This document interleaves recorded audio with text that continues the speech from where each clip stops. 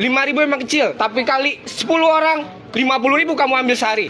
Sebenarnya video viral ini udah cukup lama viralnya, bulan April kalau nggak salah. Dan gue sebagai mantan karyawan dari perusahaan tersebut, dan gue juga pernah dan sering jadi kasir, gue tahu persis kenapa dia ngelakuin itu.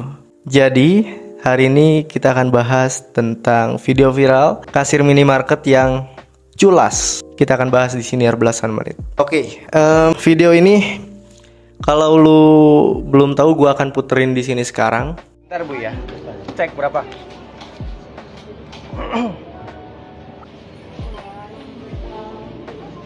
15.200. Terus kenapa kamu kembaliin anak saya 30.000? Uangnya berapa tadi?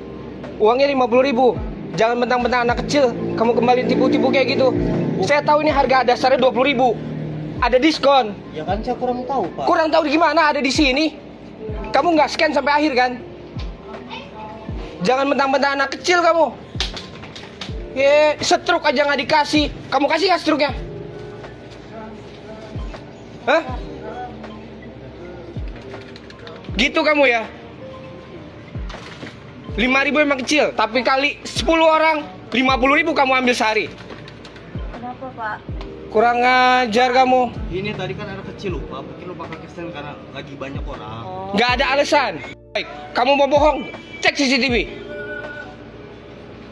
Saya tahu itu di scan doang, nggak kamu finish kan? Stroke aja nggak dicetak sama kamu. Kurang ngajar kamu. Kurang berapa? Kurang 5.000 kan? Masalah bukan masalah kurang ya Mbak ya. Saya ingetin ya, bukan masalah kurang, tapi integritas pada perusahaan. Paham nggak kamu? Iya, Pak.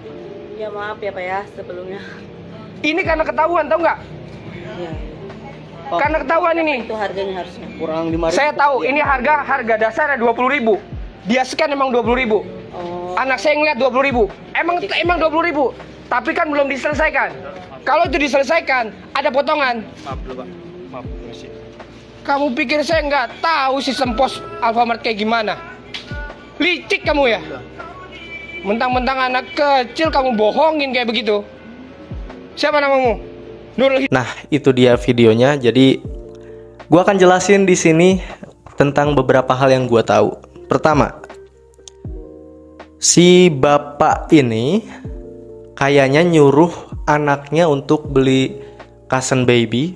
Kalau gak salah ya, Cushion Baby itu kayak bedak bayi atau intinya buat bayi lah. Intinya gini, gua kasih contoh aja. Misal dia bawa 20.000 gitu kan. Dia bawa 20.000 anaknya, terus dia ambil Cushion Baby-nya, dia bayar, dia nggak dikasih setruk, dan dia cuma dikasih kembalian. Setelah dikasih gitu ya barangnya, si anak ini pergi ke bapaknya, dan bapaknya ngeliat gitu, kok bukan segini deh kayaknya kembaliannya, kayaknya ada lebihnya lagi dikit gitu. Balik lagi lah dia sambil marah-marah dan emosi, ini kenapa? Maksud lu apa? Ngerjain bocah gue. Lu nipu ini namanya. Karena gue tahu. Bahkan dia bilang sendiri, si bapak ini bilang, gue tahu sistem pos kayak gimana katanya.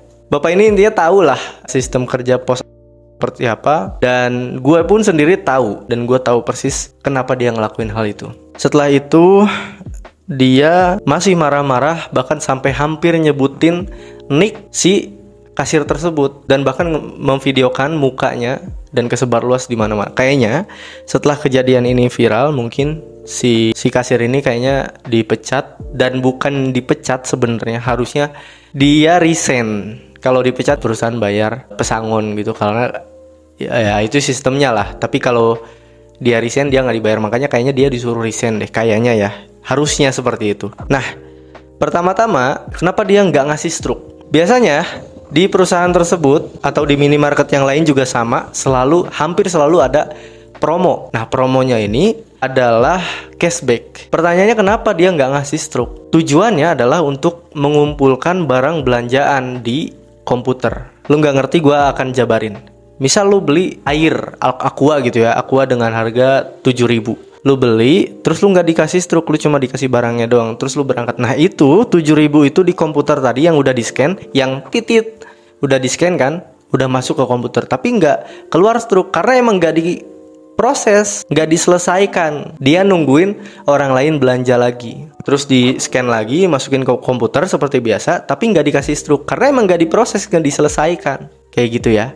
Dia nungguin lagi nih konsumen yang belanja sampai masuk ke minimal yang harusnya bisa di redeem gitu. Gue kasih contoh, redeemnya itu harus ada di minimal 60.000. Jadi dia numpukin belanjaan orang lain sambil gak ngasih struk, sambil gak diselesaikan sampai ke angka 60.000 atau 50.000. Setelah menyentuh angka 60.000, dia punya voucher cashback tersebut. Jadi dia pakai, jadi dia dapat 10.000. Ngerti ya?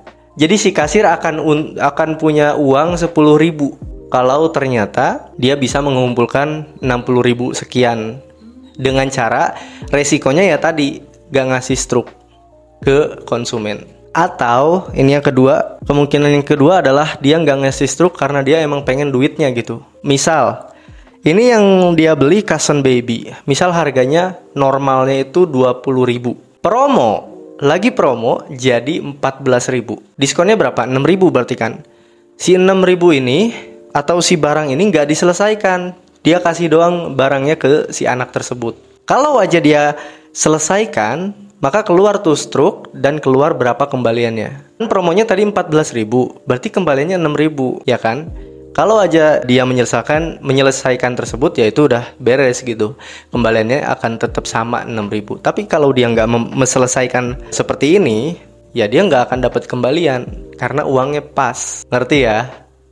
Jadi si kasir ini emang gue harus akuin emang curang atau culas gitu ya. Nah, kenapa dia berani banget? Pertanyaannya ketiga itu kenapa dia berani banget ngelakuin hal ini? Kemungkinannya emang karena dia ini bocah gitu. Karena dia mungkin ngerasa, dia lah biarin bocah ini gak akan gue kasih struk. Bahkan tadi gue belanja, gue gak dikasih struk.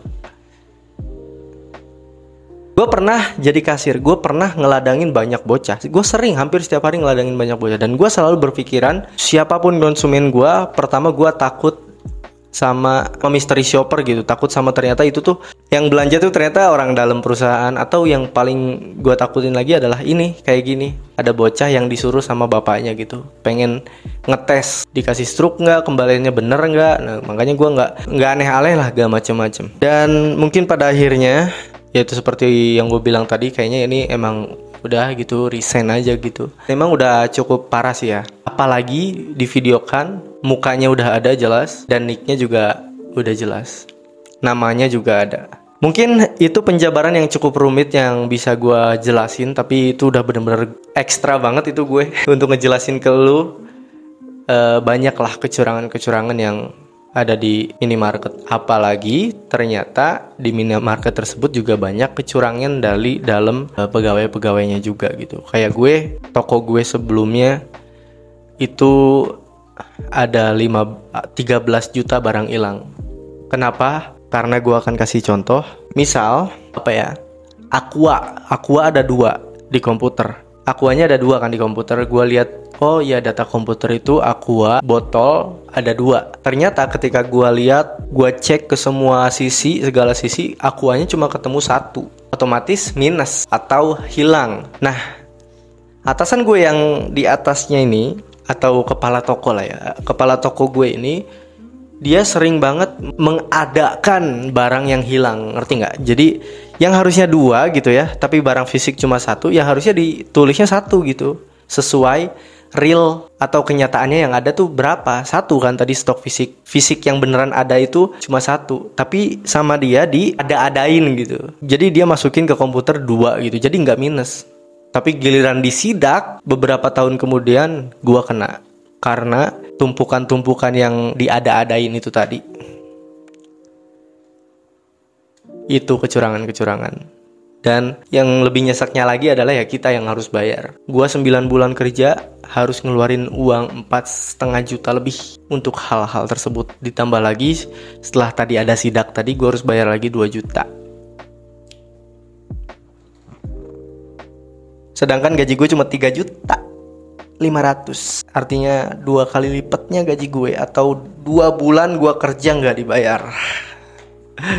Semua anak retail, semua anak minimarket tahu soal hal ini.